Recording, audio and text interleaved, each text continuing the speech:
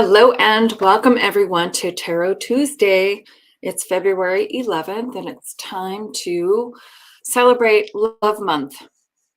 I am staying in my bubble of positivity and keeping my vibe high, and I invite anybody who is riding that wave to enter. Come on in and let's play.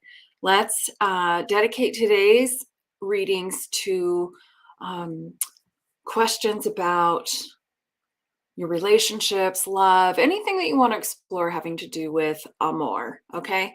But I'd like to start each week with some sort of spiritual concept or a story. And so today I wanted to talk about a spiritual concept that comes up in my practice all the time. And it is the spiritual principle of divine timing.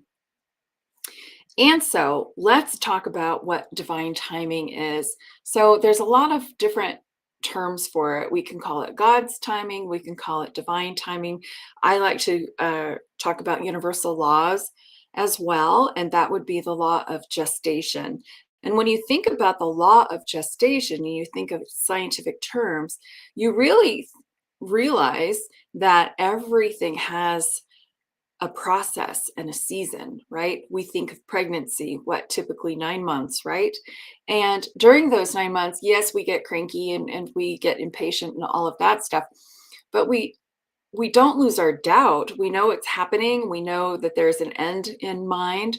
We know that, early on we're going to go have a shower and decorate a baby shower and decorate the room and get all the things and prepare, right? The same with farmers and harvest. So they plant the seeds. Well, first they till the land. They do whatever necessary processes to make sure that the soil is healthy and equipped, right? And so then they plant the seeds, they water the seeds, they weed, they do all that stuff. And they also know that inside those little tiny seeds is the promise of a fruit or a vegetable. And so we plant those seeds in total faith, knowing that we do our job in keeping the environment clean and clear, that the seeds have a chance to grow. And then we'll have an inevitable harvest, right? So we know the law of gestation happens in those terms. We know that they happen with seasons. We're patient knowing that that's just kind of the way it is. We trust the process. We don't doubt it and dig it up. Hey, Vanessa, come on in. And I'll be doing readings in just a minute. And so what I wanted to also do is take those spiritual concepts and then relate them to a tarot card, because all the tarot is just a reflection of the human condition, right? And the human condition with our spiritual parts, the mind, body, spirit, and the spiritual laws that govern us. The only thing that I allow to govern me, by the way. So the Seven of Pentacles, it totally represents the law of gestation or divine timing. So I call this the constant gardener. So here's the gardener. He's planted his seeds, right? He's watching over them. Now, what he's doing is what a lot of people do, and this is why I'm talking about this now. They start to micromanage. They start to get impatient. And so, like, if you start digging up the seeds and are you growing yet? Are you growing yet? Are you growing yet? You're blocking the process. You're messing things up. So there's a natural evolution of things. There's this divine timing that is happening behind the scenes that we don't have access to, but requires our faith and our trust, right? So if we can imagine the things that we want to manifest in our lives as this garden, then we can adopt the same behaviors and know that everything is happening. We planted the seeds. We live in a responsive universe.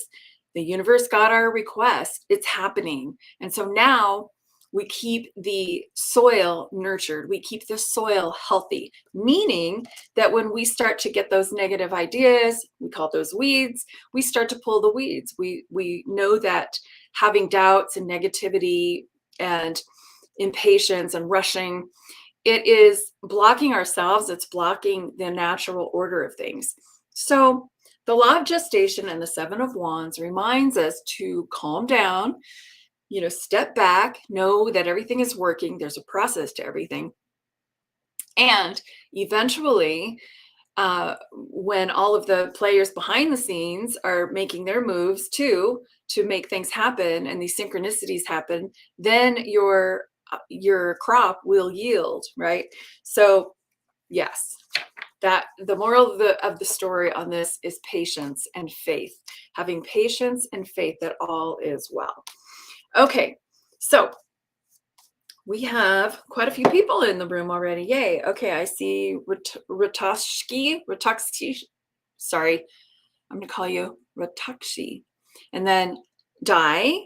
And I see Vanessa. Yeah, come on in. Start asking me your questions. You can absolutely ask me whatever you like. I have 3 decks to pull from today. I have deck number 1 is the traditional tarot, right? So you can ask, you can say deck number 1, 2, or 3. I'll know what you're meaning. Deck number 2 is the Light Seers Tarot, a little bit different art, but the same messages. And then also the Wisdom of the Tarot, or the Wisdom of the Oracle, which is also based on the traditional tarot, which I like because the traditional tarot speaks of the good, the bad, and the ugly. All the stuff, not the sugar-coated version of life. That doesn't work for us. All right, guys. So go ahead, come on in and ask your questions. And again, today could be dedicated to love, but you can ask whatever you like. All right, whatever is on your mind. Okay, so Vanessa asks, what's coming towards me in love? Apparently you are single. Let me go ahead and pull from deck number 2, which is the Light Seers Tarot. Let's see what is coming towards you. I love the way you phrase that, Vanessa, because you asked what's coming towards me. So you're already assuming and you're already knowing that something is coming, right? Instead of so that proactive language tells me that you're already expecting it. And when you are in a mindset or a place of expectancy, you're a strong point of attraction. It's inevitable, just like planting the seeds in the garden, right? Okay, so let's see what's happening and coming towards you. Let's move these other decks out of the way. I'm going to pull 2 cards. All right. We have the 8 of Pentacles, which is, now I got to look this up real quick. Hold on. Okay, yeah, it's the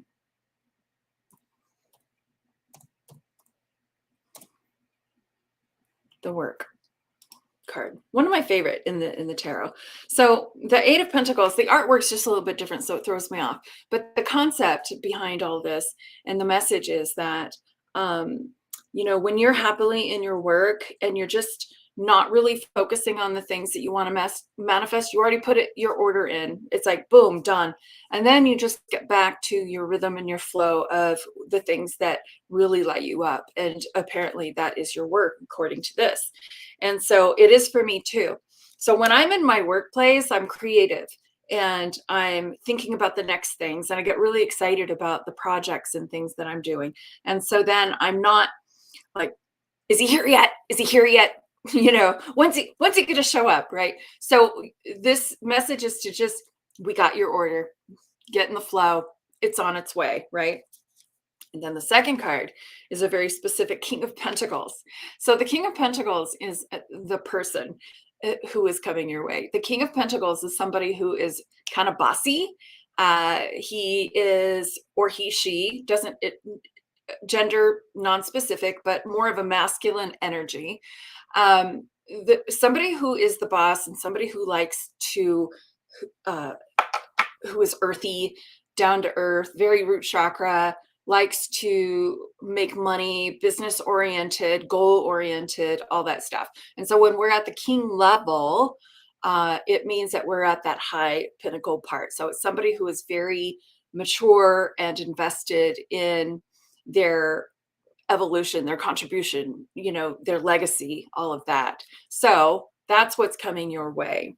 the King of Pentacles is the person that I usually attract in my life as well. I like somebody who is on top of their stuff, right? And who is kind of bossy, maybe a business owner, uh, somebody who's carving their own way in the world and making stuff happen. All right. So Vanessa, oh, I already pulled from deck 2, Vanessa. Whoops. Ask me another one, and maybe I'll follow up with that. So Rutakshi asks about, can you tell me something about Taurus? Okay, let's see.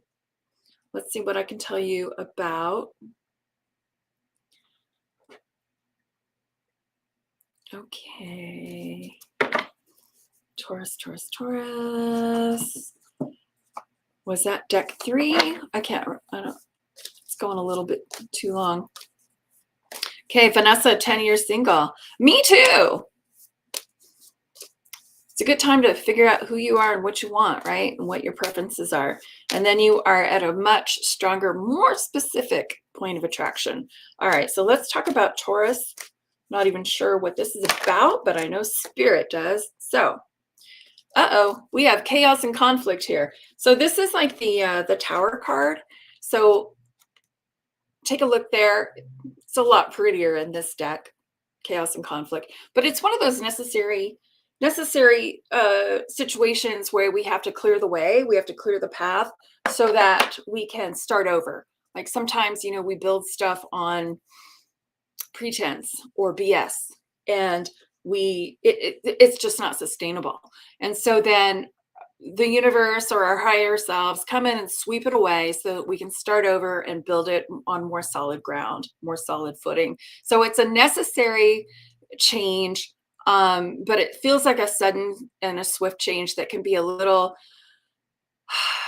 like, oh, this again, kind of thing. Or, so when I see this card, I'm like, okay, buckle up, but you asked for it. It is a way to clear the path so that you can, the thing that you really, really, truly want to manifest or create has a pathway to come in. So when our lives are full of whatever it's full of, then the good stuff can't get through, right? So then, bam, we need a little storm to clear the air.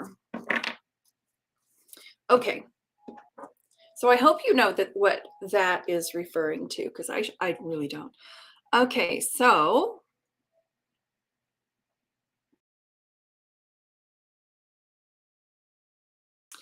alrighty. So keep asking me questions. I don't know if Facebook is working today on this, but yeah, whatever. Okay, so Di asked, can I expect anything positive in my general life? And you wanted deck 3. That last one was in response to Ritakshi, your question. Okay. So, can I expect anything positive in general in my life? Well, I sure hope so, Di. Right? Can I expect anything positive in general in my life? Anything in particular that you're wanting to manifest? Because the way that's worded, it sounds like everything is really eek, right?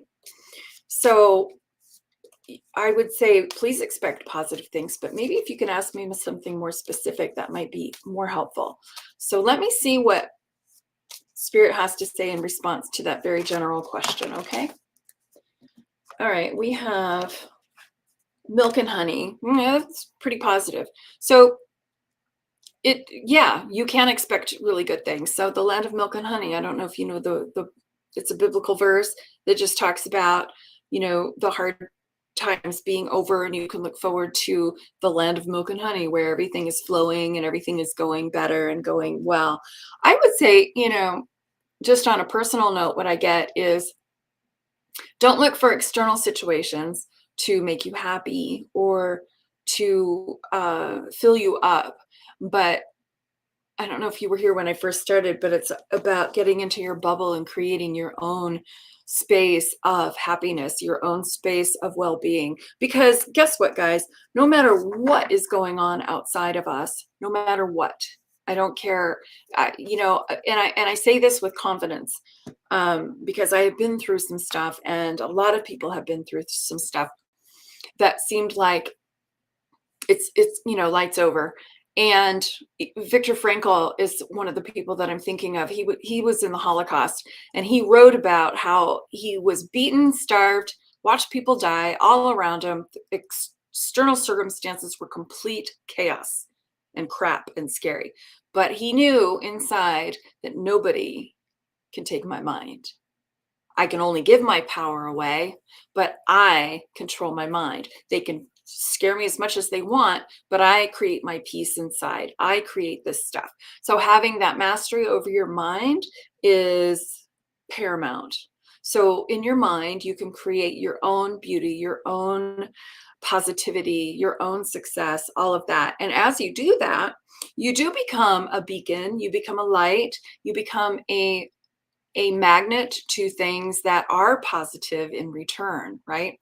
But if you're waiting for something to happen to change before you see it, you got it backwards. So the universe and God says that, well, you take the first step, and then, man, you take that first step, and then I'm going to, overflow you with all the blessings.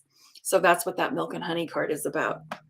So take a step, create your world. Don't wait. You have to be proactive with this stuff, right?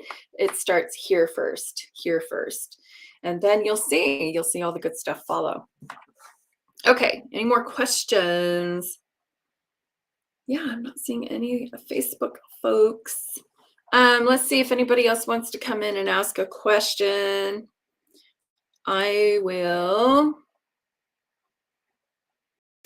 pull something up right here. Oh, I want to let you know. Yeah, here's my notes that tomorrow I'm starting a manifest love challenge. So those of you who are looking for some positivity and looking for some love, I'm going to give you the tools on, okay, how do I get in my chat? It feels locked up and frozen. Am I frozen?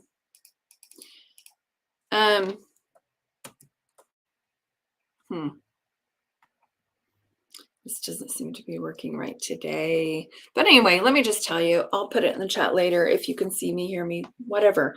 But I have a challenge going on. It's Manifest Love. It's 3 days. It is donation based.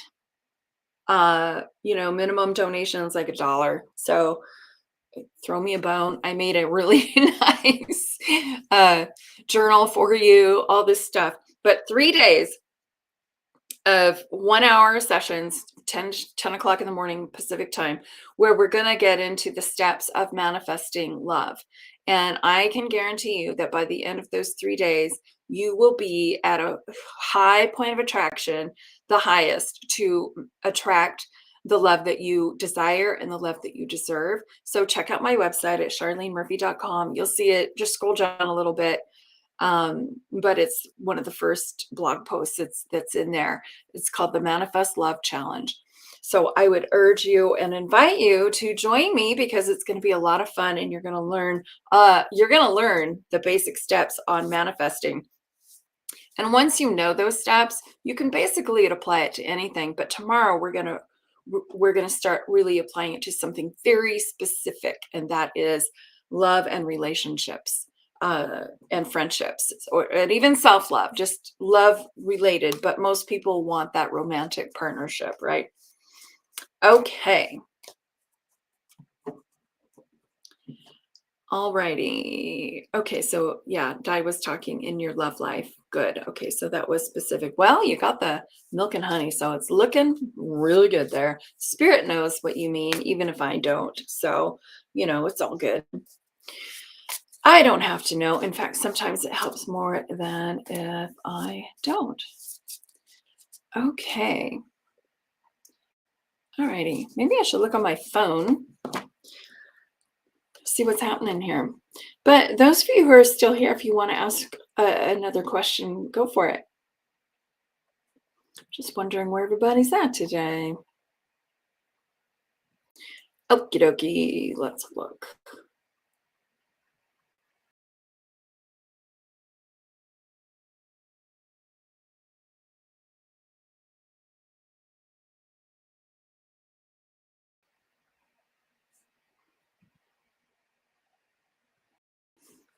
Okay. All right. Okay, any other questions, guys? I don't think Facebook happened today or came through. So, and then I can't even text in my app. So it looks like I'm having some tech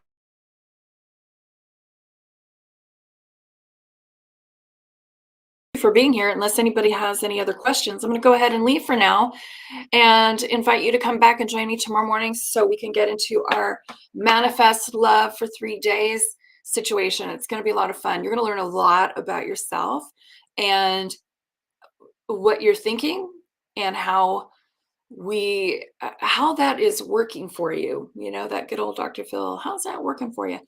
Because a lot of times we're running on subconscious programming. 95% of the time we're running on subconscious programming. So we got to get ahead of the game, guys. We got to get ahead of the game. I have some really great tools and exercises for us to get ahead of that game so we can flip the switch and really create all the things that we love and want and deserve. Okay. All right, guys. So until I see you next time, take good care. Peace out. Mwah.